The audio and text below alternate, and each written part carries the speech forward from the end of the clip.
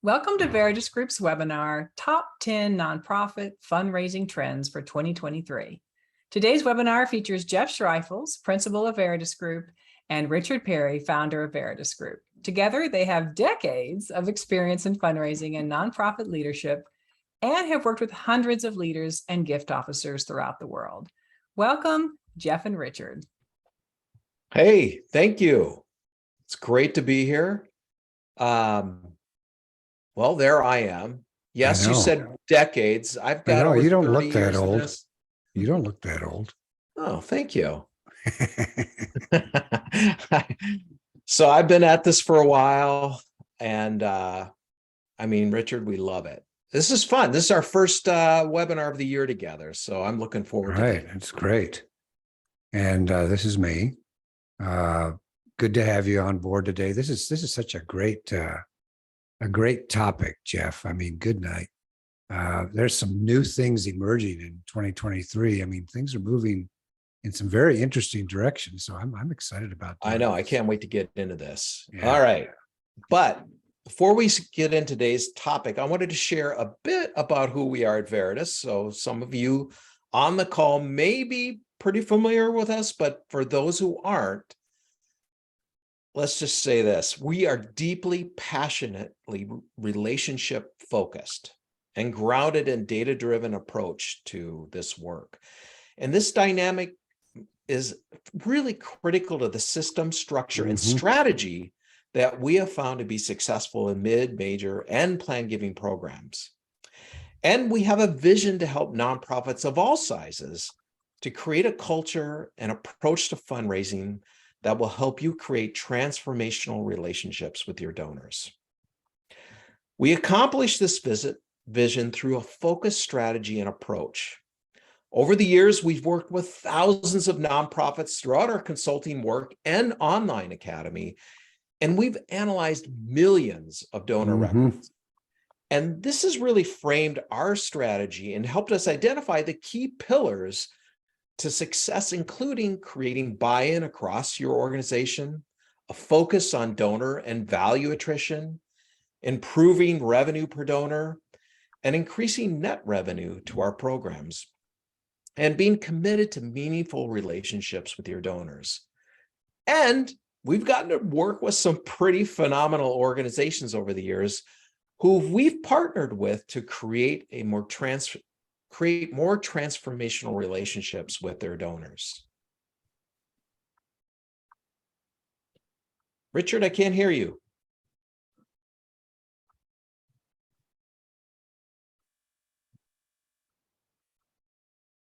You're muted.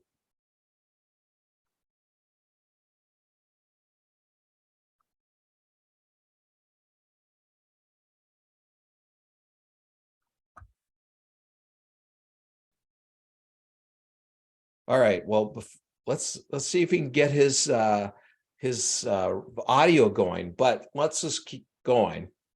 The fundraising landscape is changing rapidly, which is why it's so critical that your organization remains nimble and focused on key trends that will impact your fundraising efforts. So let's get into some of those trends, because this is the bulk of what we want to talk about yet. Can you hear me now? Oh, yeah. All right. Keep going.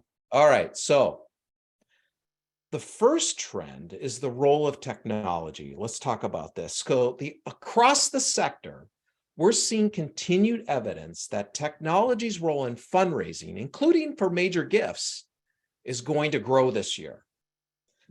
The reality is that organizations that have been embracing the shift to digital over the last few years are already benefiting from how technology has made them more efficient and effective.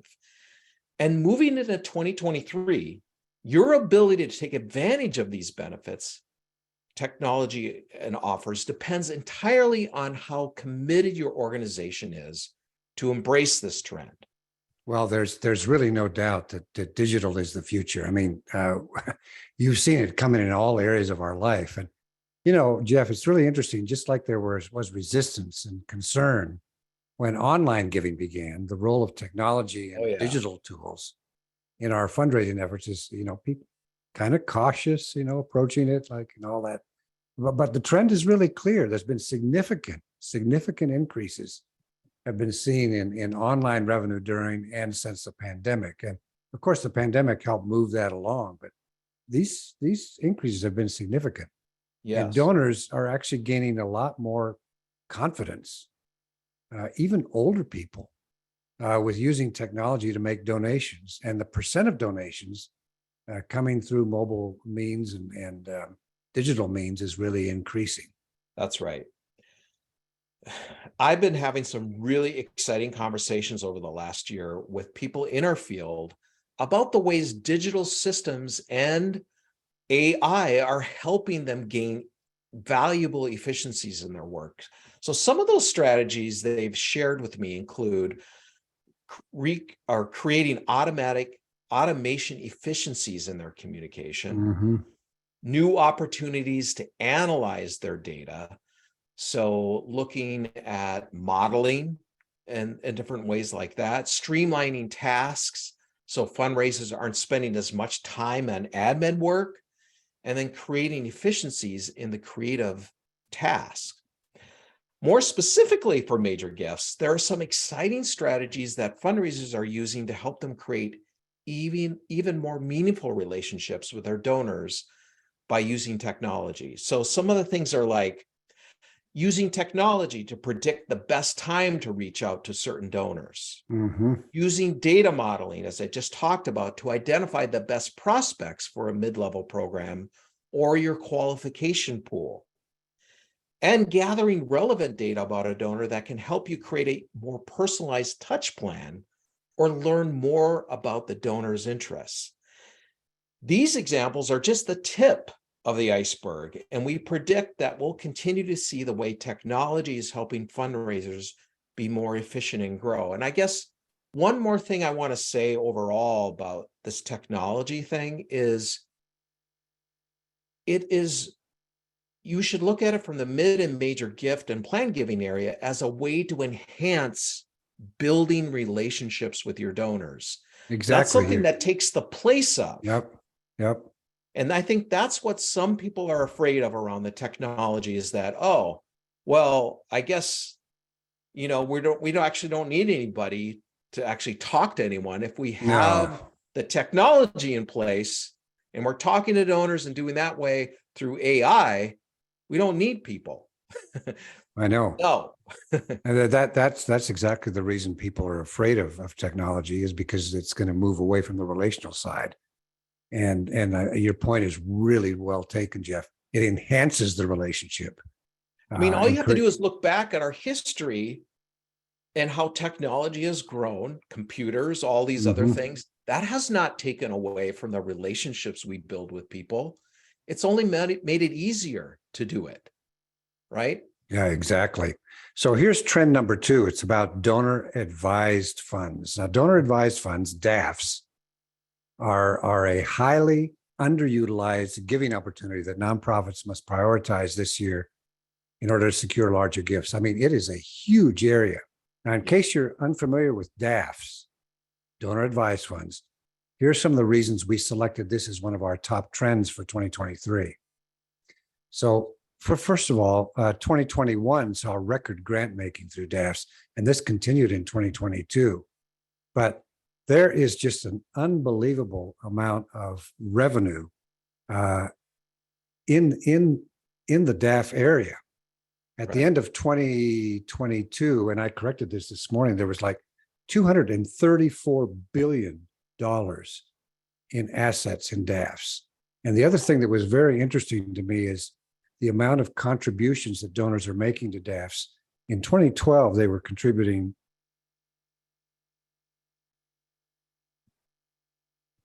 We lost you again.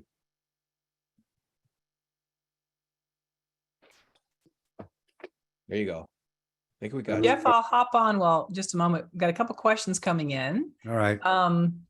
Allison's asking, Jeff, can you please share an example of how AI technology can enhance a relationship with a major gift perspective? Yeah. So in touch points, AI has the ability, if you input the information into it, to be able to give real-time touch points to donors that you don't. So let's say you have 150 donors in your portfolio. Through AI, if you have the right inputs, they will be able to send out touch points on your behalf on a consistent basis and on spur of the moment basis, so that you're actually keeping in touch with donors that you don't manually have to do. So that's something that AI is also able to do. It's also around modeling as well. So the areas that are growing right now is being able to look at your database, model those, ramp that up against other models and other databases to find out more information about the donor, so that you now have a list of potential mid-level and potential major donors that you can now try to qualify on a human basis to find out if they actually are someone that wants to be a donor, somebody that wants to engage with you. So there are these technologies out there that are able to do that work for you, besides just picking up the phone all the time and calling them. But you can find out all this other information that AI and all these other and data processes are able to do right now for your donor database. One more quick question on that topic from Heather. Did you say tech can help identify the best time to reach a donor, best time to call? Please share more. Yes, there is certain technology out there that is tracking your donor's behavior through widgets and different things. So if your donor, let's just say your donor is on your website, it will be able to track your donor's movement around your website. Let's just say they're looking now at Plan Giving, your Plan Giving website, and you can see where they are on their Plan Giving website, but they fail to fill out a form. That could be sent as a reminder to you to reach out to that donor at that time to say, hey, notice that you may be interested in Plan Giving. Is there something I can help you with? Thank you. Yeah. Am I back on here? Yes. Yeah, you are. Boy, I tell you, I don't know what's going on with this equipment of mine. But anyway, what we were saying about DAFs is at the end of 2020, as you can see on the screen there was 141 billion in undirected assets. End of 2022, that has risen to 234 billion. Wow. And more people are contributing. Like in 2012, they were contributing 8 billion into DAFs. And now I think most recently it's like 73 billion in the most recent year was contributed into DAFs. So this is a huge opportunity. And it's important to note that given, these uncertain economic times, that DAFs tend to be more resilient, which means more donors may use this method to make donations in 2023. So it's really important to consider this in your future. Yeah. So before you start focusing on DAFs as a key part of your fundraising strategy this year, here's a few things to keep in mind. First is to remember that the money in the DAF has already been given. Yep. Right. So it's like you have the recession, but this money has already been given. It's 234 billion is sitting there right now. So there's this incredible opportunity to work with your donors to identify a transformational giving opportunity that they might not have done through standard giving means. And also, you don't need a special strategy to make an ask that involves a DAF. Don't get hung up on that idea and that you have to do that. What you need to do is really show a vision for how to ask transformationally and have the tools to talk to your donors about this giving vehicle. But the process is the same, right? You're still going through all the same things about asking a donor. It's just that the donor is able to give through that means. So reporting back on impact about that your donor is already making is important. Authentically ask permission to learn more about the donor's giving strategies, including if they have that DAF. and match the donor's interests and passions with the opportunities for them to give and be part of that solution. It's just a huge area. I mean, it's unbelievable. And then the third trend that we're looking at is planned giving. Now, what we saw during the pandemic was that organizations that had a history of a robust planned giving program were much better off during those uncertain financial times than the organizations without planned giving programs. And this woke everybody up to the fact that, boy, we need to invest in planned giving to create a healthy and balanced financial strategy for the organization. Now, this is going to continue into 2023. Here's the funny thing about planned giving, though, Jeff, and we've seen this so often. It's often just pushed off, like, well, it's a lot of investment for, we don't get anything in the short term. Right. But this is kind of missing out on the important long-term strategy that could bolster the financial health of your organization. So here's some key stats from our Director of Planned Giving that speak to this opportunity. Half of your donor base has an estate plan, half of them. And this is actually closer to 70% for the older segments of the donor base. 8 to 9.4% already have a charitable gift in their estate plans. 10 to 50% of your donors with the charitable estate plans have already remembered you.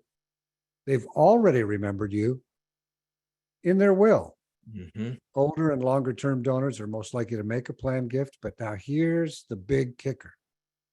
40 to 50% of reported wills and trusts, they fail to materialize. And that was just shocking when Bob Schaffus told us that. Yeah. So why is that happening? Mm-hmm. Well, it's because most organizations have an extreme attrition in planned giving because they are not prioritizing it as a key fundraising strategy. And that means that when estate plans change or when a donor passes away within a couple of years, the organization is not engaged and connected with them, meaning they've basically forgotten them and they end up directing their funds elsewhere. When I first heard that stat, Richard, from Bob, our Director of Planned Giving Services, Bob Schaffus, I was shocked. 40 to 50% of planned giving donors remove a planned gift from their estate before they pass away, most often because the organization hasn't done a good job stewarding the relationship. And this is an enormous amount of potential revenue that your organization is losing by not nurturing those relationships. Oh, we lost you again.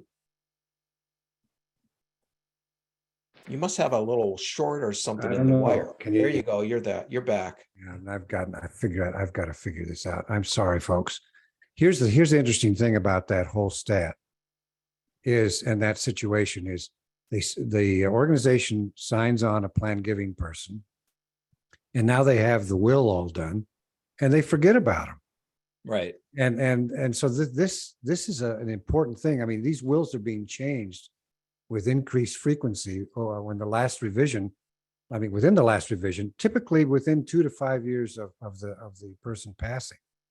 So the point here is that if you're being actively involved with your donor and stewarding them through their journey with you after they've committed to the planned gift, if you don't do that, you may lose their planned gift, which is going to have a bigger impact on your organization than you realize. I mean, that's the thing.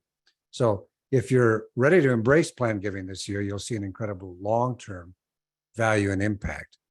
But this takes effort and dedication to educate and involve others in the organization. So some action steps that you could take are these. Work with your entire team to ensure that everybody understands planned giving. I mean, because a lot of people don't understand it, how it fits into the donor pipeline. Mm-hmm. And then specifically work with fundraisers to give them the tools they need to talk to donors about planned giving opportunities. Then invest in lead generation and solicitation, stewardship strategies, and personnel. And we realize, Jeff and I realize that's a big investment, but it really does pay off.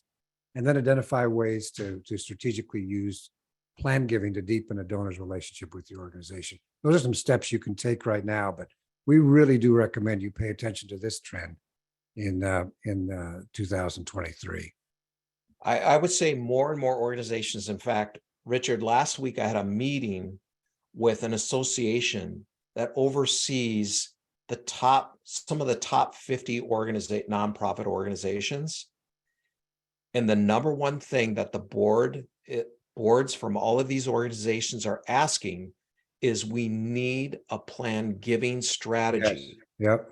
And they came to us because they're like, we don't know what to do. Can you help us figure out how to set up a planned giving strategy, know exactly what our staffing should be and where we could go in the future with this? Because we know that 10 years from now, 15 years from now, it is going to be a major source of revenue. And I gave them gave them a lot of credit because they weren't going to see immediate effects from it, right? But 10, 15 years from now, they are. And even though there's a lot of studies now, Bob was on the call with me and he's saying, hey, look, I know you're not going to see any big money from this 10, 15 years from now, but all the studies are showing us that when donors make a planned gift, they also increase their current giving by 40 to 50%. So that's another reason to do that. Your audio's off again, just so you know. All right, here's trend number 4. And this is a big one that Richard and I have been hammering over and over again, but we really feel in 2023, this is a big one. So our next top trend is really about the importance of prioritizing effective leadership and management. Bad management is one of the top reasons fundraisers are leaving their roles. Yep. So this has never been more important focus for your organization. A significant challenge we see in nonprofits is that they are still focused on outdated metrics. And for many organizations, the metrics in the black section are still their current standards. But at Veritus, we believe that by shifting to metrics that focus on if the fundraiser is meaningfully engaging their donors, is that they're a much better gauge of success and help your fundraisers move out of a transactional mindset. And I want to go a little further on this, Richard, because for some reason, I got a lot of energy on this. I've been thinking about another blog post around KPIs in general. Yes. Yep. And here's the bottom line. And Richard, you can say I'm out to lunch on this one, but I really believe we've focused on KPIs, or management and leadership has created these KPIs because they don't want to manage. They don't actually want to manage. So they rely on these KPIs so that all they have to do is once a month, look online to see how their fundraisers have they done the 25 visits? Have they done measuring activity? This measuring activity as a way to not manage their people. Yep, I agree with you. And because the nonprofit sector doesn't give a crap about managing, and I'm saying that really strong. I could say it a lot stronger, but I'm not going to here. Because they don't care about managing, they put out these KPIs. And now they're fixated on KPIs as the way to manage, instead of to inspire people with these KPIs. They put these KPIs as a way to punish, or because they don't themselves want to manage, this is the way they're going to do it. Well, I know we've seen that where you use a KPI, for instance, the face-to-face one. How many face-to-faces did you do? Oh, you didn't do enough of them. And then you shame the person in front of everybody else. And then what happens? Yeah. The fundraiser fudges the numbers. Yep. We've seen you that. know what? I don't blame them. Yeah. Because you don't want to be shamed. That number, they get in trouble. Right. Exactly. Right? So it's all comes down from leadership and management with these stupid KPIs that they're forcing on the NGO. And it's not really saying anything. What we're looking at is, hey, do you have a revenue goal for your donor? Have you met that goal? Why, if you haven't?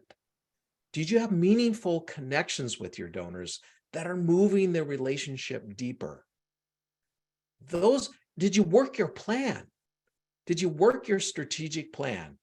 And if Yes. you're meeting every week as a manager with your people, you will know that answer. You don't need to know if they checked off, well, I hit 25 face-to-face this month. Right, right. So, all right, enough of being Well, on that's my good. That's good. All right. So effective management and leadership is also about how you should show up and support your staff. What sort of relationship do you have with them? What kind of team environment are you creating? Remember that bad management is a key reason people leave. When you do any survey, what's the number one reason you left your job? It's because they didn't like their manager. The manager, yep. So if you can create a supportive, encouraging environment, you'll make strides towards retaining your people. Some of the best leaders we work with do the following to support their staff. They provide regular encouragement and feedback that's specific and orientated towards that person. You need to know how your team wants to receive this information so that you can speak to their communication preferences. They're actively partnering with their team to identify where team members need additional support within the organization. Critical. That should be a no-brainer, but it's Yep. not. Mm-hmm. Maybe one of your fundraisers is having a difficulty preparing a donor offer. That's an opportunity to step in with them and partner with them to advocate for what they need. And they need a system for accountability. Now, accountability has gotten a bad rap because many leaders use it in a punitive way. Yep. But we at Veritus, we view accountability as a support tool to help each person stay on track, clarify their priorities, and then overcome roadblocks. And lastly, great leaders do not pull their fundraisers into endless administrative meetings. Get as much off your fundraisers plate as possible so that they can dedicate their time creating and executing strategic plans for their donors. This stuff is just so important, Jeff, and I'm glad you have that energy on it. Here's the fifth trend. It's about the pipeline. It's the last trend that we want to highlight in today's presentation. It's about aligning your donor pipeline and organization structure. Huge. Yep, you've got to align the structure of the organization directly to the pipeline. Yep. Now, here's a reminder of how the pipeline works. You're moving from donor acquisition into cultivation and then into more relationship-focused fundraising in mid-level and major gifts and plan giving. So that's how it goes. And most organizations, I mean, what we do is we kind of take this pipeline and we look at an organization structure to see if it's aligned to that journey. But instead, what you find is that there's pieces and parts of the pipeline split across kind of different departments, and it creates massive inefficiencies in competition. Like well, I mean, just look at the ones that you've recently looked at, Richard, where you've got the marketing person, the head of marketing, overseeing the direct response program. Exactly. Fundraising. Yep. Or there's acquisition split with half of it goes in marketing and half of it goes in development. Yeah. It just doesn't make any sense. So you need to revisit your existing structure. Look at the program. And I mean, it looks like this: program and product services. Then there's resource acquisition and fundraising, and then brand maintenance, and then operations, and then finance. Those are the big buckets of the organization.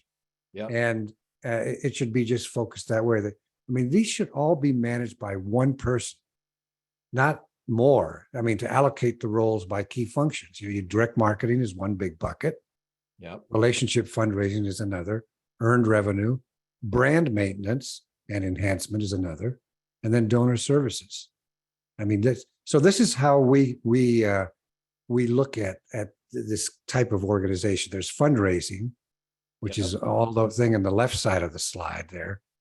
And then there's integrated and shared functions like digital, website, cross-marketing, selected communications. And then there's marketing communications. which is all about managing the brand. Yeah. So we try to analyze all of that and make sure that the pipeline is really intact as relates to the organization. So what we're going to see this year is more and more organizations are going to align structure to the pipeline, which is very, very, very critical. Yeah. All right. So before we get in our time for questions, so we'll have a good chunk of time for questions. Let me ask you this. If we offered you an opportunity to learn the strategies and approach you need to raise more gifts in 2023, would you be interested? And I'm okay. I see a lot of hands raised from that one. All right. Well, the next offering of our certification courses for major gift fundraisers and fundraising leaders starts on February 13th. These courses really have it all and will provide a comprehensive training on system and structure, and you can implement to create meaningful relationships with your donors in any fundraising landscape. And our course for fundraising leaders gives you all the tools and resources you need to successfully manage your major gift program and support the fundraisers on your team. All of these courses are designed to run in tandem so your entire team can create and gain a consistent approach and common language in how they fundraise. Now, here's a note from a Veritus Group Academy alumna about the value of this information and how it helped her raise more money for her organization. And what Suzanne is essentially saying is this: look, I get overwhelmed and busy, but what I learned at the Veritus Group Academy is to help prioritize and stay on track so that I can actually manage my relationship with donors. That then reminds me, oh yeah, this is what our mission is about. And this is what continually inspires me. So if you're looking to grow your major gift program or take your work with donors to the next level, then you're in luck, because for a limited time, you can get $200 off our upcoming course, which starts on February 13th, by using coupon code TRENDS200. When you sign up for either the certification course for major gift fundraisers or for fundraising managers and executives. So I hope to see you in this course. Yep, it's a good one. We have taught thousands of fundraisers with it. Thousands, yep. They have the reviews of this course are tremendous. So I really urge you to do that. Now, Karen, I think now is a great time to start doing questions if you have. Oh my gosh, you all, my fingers are flying. There are so many incredible questions. I wish Bob was here. He'd be having a heyday. I had to copy and paste because there's like 8 questions that came in initially about DAFs. Okay. So let's dive in there real quick and then go into some of the other ones. So, all right. So Lisa says DAFs are key, but isn't that simply a vehicle for transaction method donors use and not a big change to donor relations? I've often wondered if we can get to the philanthropic advisors. Okay. And then some other folks are asking, how do we get to the philanthropic? Think about this. The donor, for some reason, decided to, let's just say, give their $100,000 to a DAF versus an organization that year. Why did they do that? Okay, so the cynical part of you could say, well, it's just to get a tax credit. Okay, fine. Let that, so be it. So the 100,000 is in a DAF. The other reason could be because they were not inspired. No organization showed them their value to get that $100,000. So if you know of a donor that has a DAF, now is the time to start building that relationship like you would any donor, but you do know that they already are philanthropically inspired to give because they've already done it. Well, your job as a fundraiser is to provide that value, to understand that donor's passions and interests, and then to make that ask, knowing that they've already done that. They just need to allocate it towards you. That's the beauty of it. Yeah, they still have the power to do that. They still have the power to do that. Yes. They're the ones that can say, hey, I want my DAF to be sent over to X organization. It's sitting there. Well, Your then job is to inspire the donor. and that takes the notion away from the transactional side of it, like the person asked, but it's Right. still in the donor's control. And so it's still a relationally based Exactly. Okay, thing more that happens. questions. How do you Okay. recommend an ideal way to educate donors about DAFs? And then how do you best access them? That's been my largest challenge. I do ask donors if they have them, but how do we get more direct information about it? I think that's the number one. I mean, what we've done is a lot of different surveys in the mid-level area and the major gift side. When we're trying to get to know the donor, sending a survey, asking them if they have a DAF. That's number one. There's all kinds of other ways during the cultivation phase, the stewardship phase of asking, how do you give your gifts? Plan giving, cash, DAF, out of a DAF, find that information out.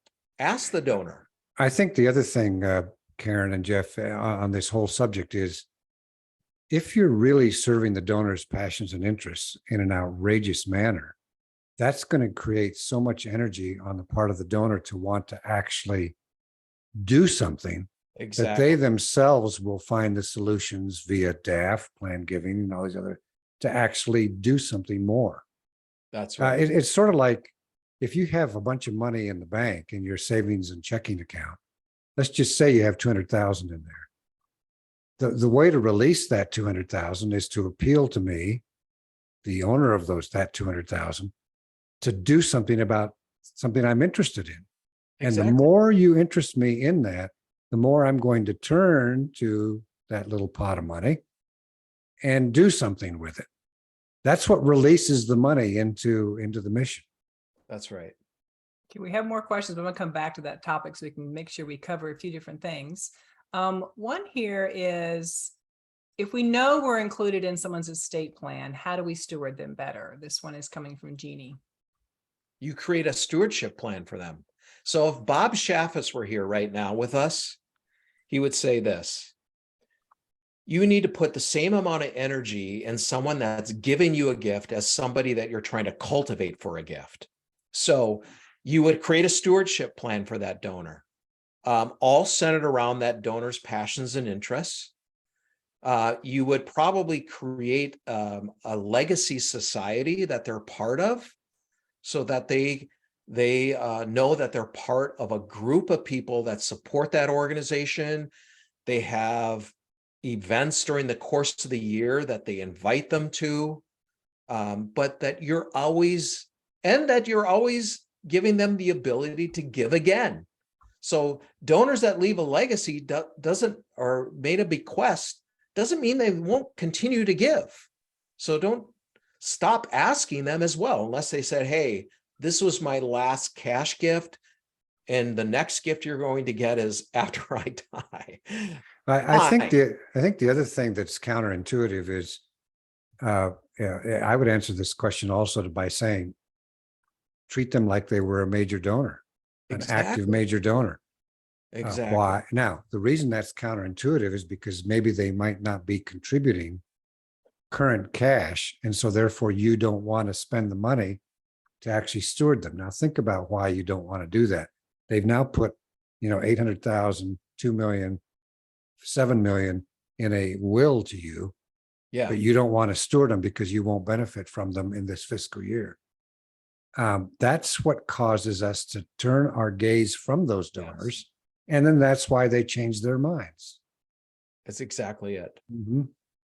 I just want to add that when you're in our courses, you join us for live Q&A calls, and we have Bob on many of those. So you can go into a plan giving room and have plan giving conversations, even if you're in our major gift course or mid-level course. So Here's another thing Bob would say. Along in your stewardship process, get to know their spouse, get to know the family, because oftentimes they're decision makers. They are the decision makers. And so building that relationship is important as well. All right, I'm going to pop to the meaningful connections. We had a lot of good questions about that. Defining that, how do you track that? Start with that, then I'll add some more. Go ahead, Meaning- Richard. Yeah, go ahead, Richard. Well, a meaningful connection is when you've had an interaction with a donor and it's actually moved the relationship towards a deeper engagement with the donor and the organization and yourself. That could mean a more revenue for your organization, but it could also mean more interest, more connection, more information sharing. It's actually moving the donor somewhere. Yeah. That's what a meaningful connection is.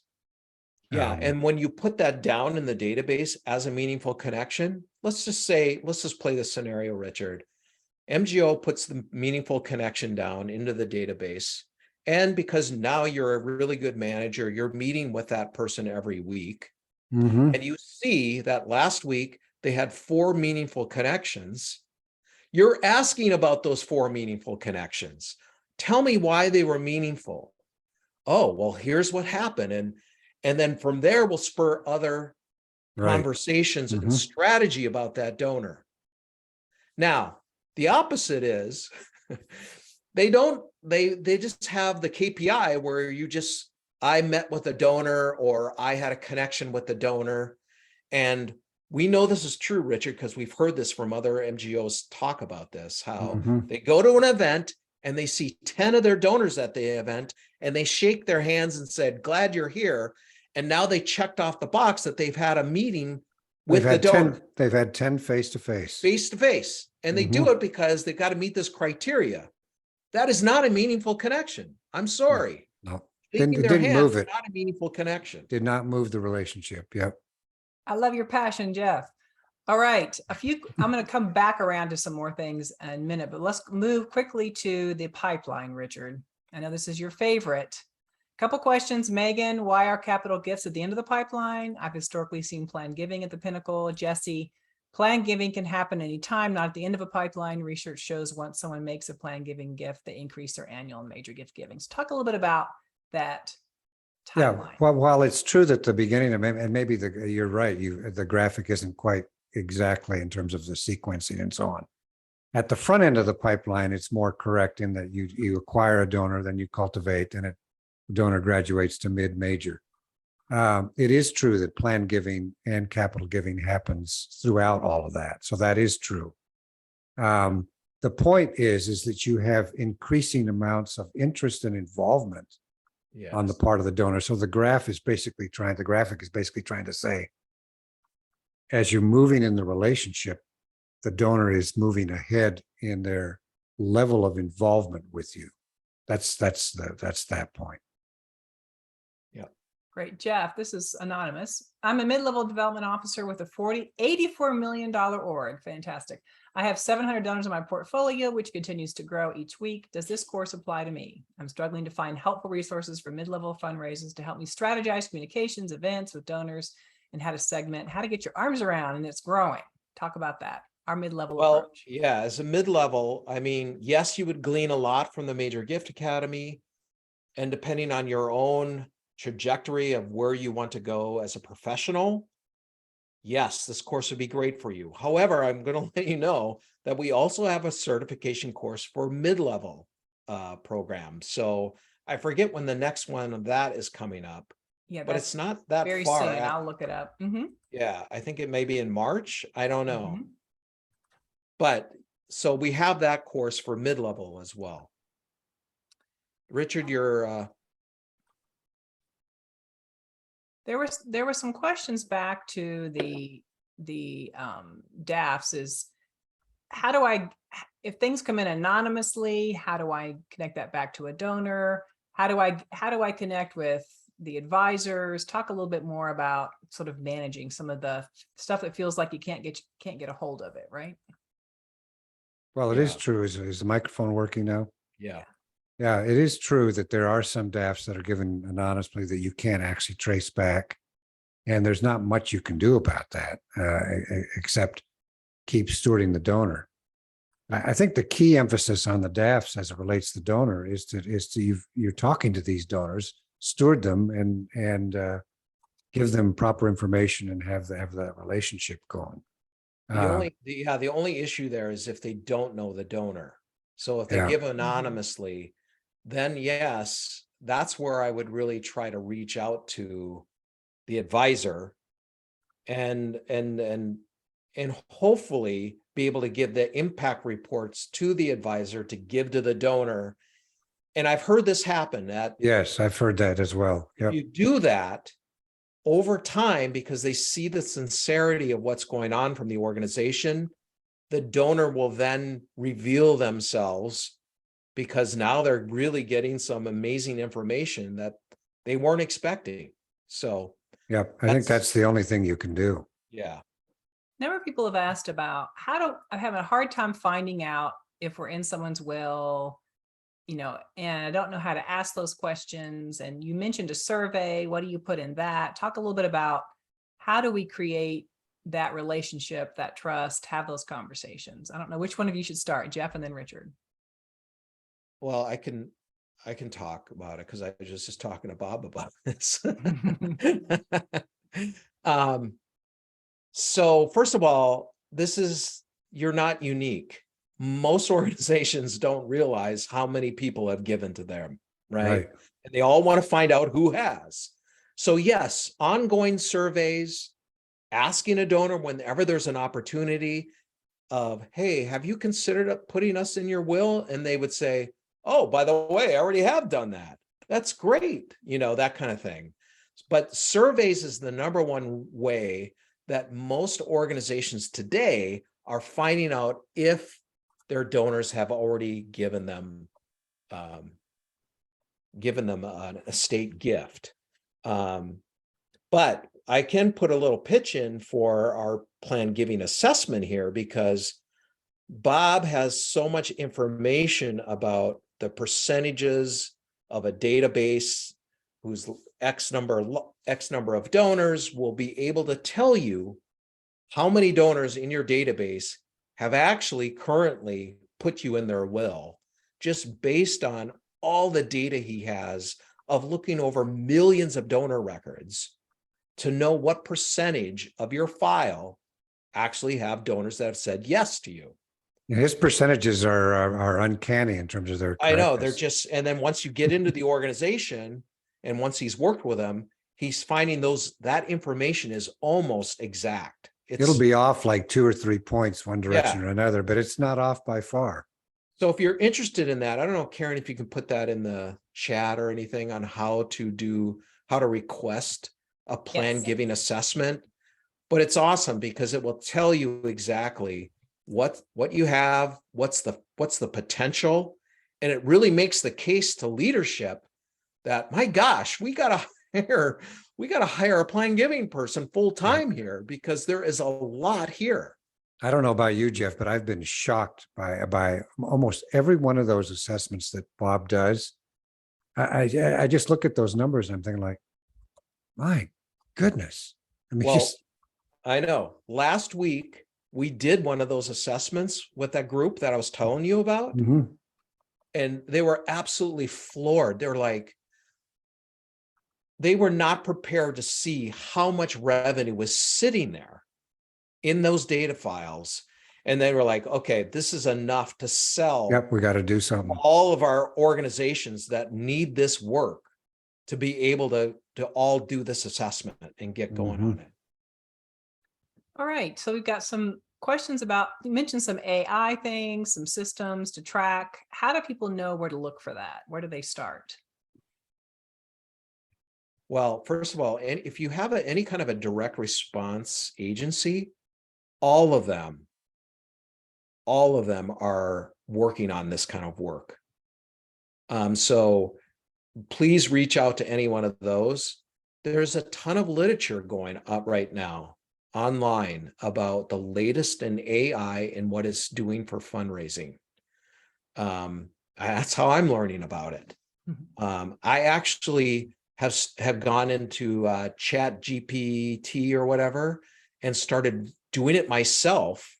You can go on there right now and start playing around with it and see how it actually works.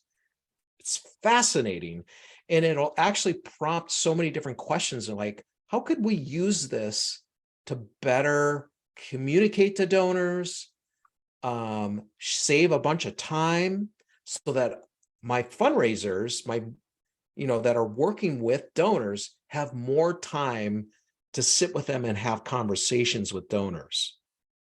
So there's so much stuff out there on it right now. So I would encourage you to go online and start looking at some of these tools and what they're doing. I wish you two could see all the great teaching and comments everyone's making back to each other on the chat box, in the Q&A. You all are awesome. A question here for you, Richard. Anonymous. I work completely remotely as a development manager in my organization. Have you seen this done successfully in terms of relationship building? And do you have suggestions for connecting with donors remotely?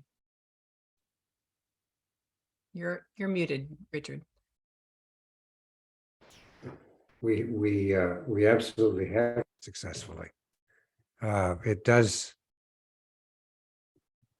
It's not about being remote. It's about what you do with your remoteness. That's right. It's staying in touch with people and being connected. And donors more and more, and the pandemic actually helped this along, where donors more and more have gone down the track of. Oh, Jeff, you're going to take over. So what he's saying is more and more they're going down the track of being open to Zoom calls, phone calls, anything other than just a face-to-face meeting. Those are still really good things to do, of course, if the donor wants to do that. But now they're open to so much more than that. Mm-hmm. And quite honestly, at Veritus, we've always been remote.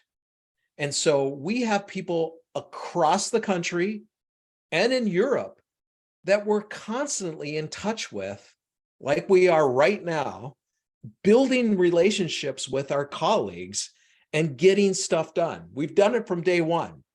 And so if we can be successful with it, so can you. We have a great Meaningful Connections course. There's a lot of those ideas in it on demand. If you're interested, you can look on our website. But I know people get the one-on-one, obviously coffees are great. People love to have just a coffee. It feels less stressful or pressured. Also, really small group of donors who are invited to have a conversation with a program person. You have two people on there watching the donors. What questions are they asking? What are they interested in? Then you follow up according to what you notice. You have someone kind of keeping track of all that. So there's a lot of creative ways to make those meaningful connections. I have some interesting random questions. I have no idea which one of you all know the answer to. Lee, what are your thoughts about using Venmo? I believe it's now available to nonprofits. Hey, I wouldn't have any problem with that. I wouldn't either. I mean, it's like if a donor says over text, hey, I'd love to send you over a $50,000 gift before the end of the year. Can I do that through Venmo? Yeah, I mean, I know there's some limits on the amount from Venmo, so look that up. But let's just say it was $1,000. Of course, take it. Well, they want to make a pledge of $1,000 a month on Venmo. Yeah. And there's all kinds of other emerging technologies. In fact, this is where Europe and Asia is actually more advanced than the US. We have one client, this was just amazing to me, where the people, basically there is no cash and it's all done. I forgot the name. What do you call the little square thing where you take a picture of it and it comes up with the QR code. A QR code. She says even in one country, and I'm not going to mention which one it was, but even the people on the street have QR codes to solicit money from passersby, which I thought is so interesting. That this whole technology thing is going very, very quickly in terms of how people give. I see some great comments back from everyone in the group, starting using PayPal, setting up digital wallet giving. So that's all happening. Another sort of interesting question, maybe you all know more than us. Do you have tips about how fundraisers can overcome new data analysis challenges in the cookie-free world? Are you familiar with any of that?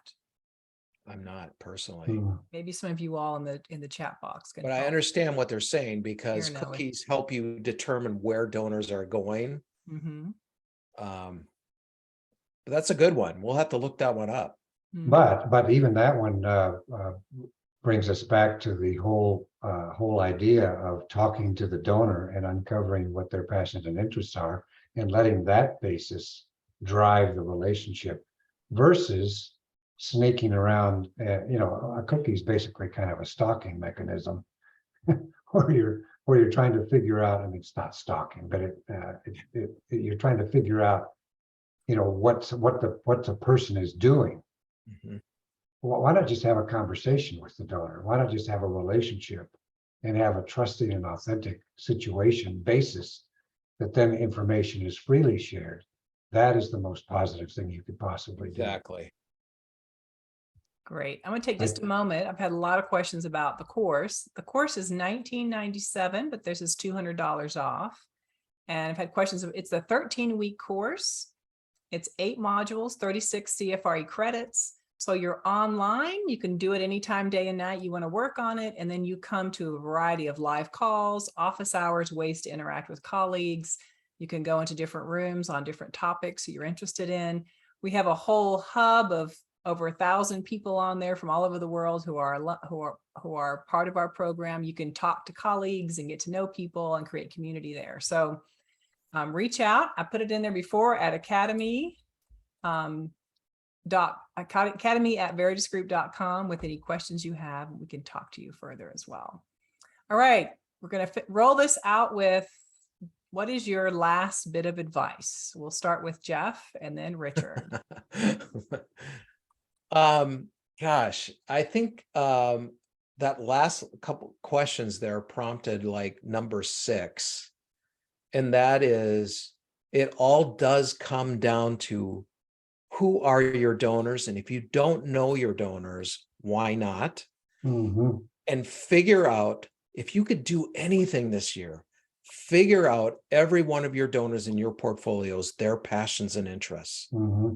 Because if you can do that, you can match that up with your mission and all those programs and projects that match that create that mission, and you will be able to ask for transformational type gifts. And that is a key this year. It's like we try to, I don't know why this is, but we try to figure out how not to ask donors for gifts. We see it all the time. This year, commit yourself that you are going to ask your donors for gifts, but you're going to ask them in a way because you know their passions and interests. That would be number 6 to me. I think that has got to start happening. And I would just expand on that, Jeff, and basically say that if in the pursuit of finding out their passions and interests, you focus not on their money, but on their personhood. That's right. Focus on their personhood, not their money and their potential, and find out what it is that you could do for them in 2023 that would make them feel more fulfilled and happier as people on the planet that are contributing to the goodness on the planet. Figure that out, and then within that context, be bold about asking that and serving them. That is what's going to make a tremendous difference in 2023. Thank you both. And thank you all for, what a brilliant group. Wish we Yeah. could all be hanging out somewhere together on a beach talking about this. Loved all your input and all your great questions. And thank you for being with us today and for sharing all of your great ideas. And as a reminder, you'll receive a recording of this webinar and a copy of the slide deck later today. To register for our upcoming session of the certification course for major gift fundraisers and fundraising leaders, we have both those courses going at once, so you can join one or the other. Visit us at www.veritusgroup.com/courses and use that code TRENDS200 at checkout to get that $200 off when you sign up by next Friday. Okay, so there's a deadline. And as always, we're available to assist you with any questions by email at academy@veritusgroup.com. We hope to see you in the upcoming course. Check out all of our courses. We look forward to having further conversations with you all. Thanks for being with us. Thank you so much. There you go. Bye-bye.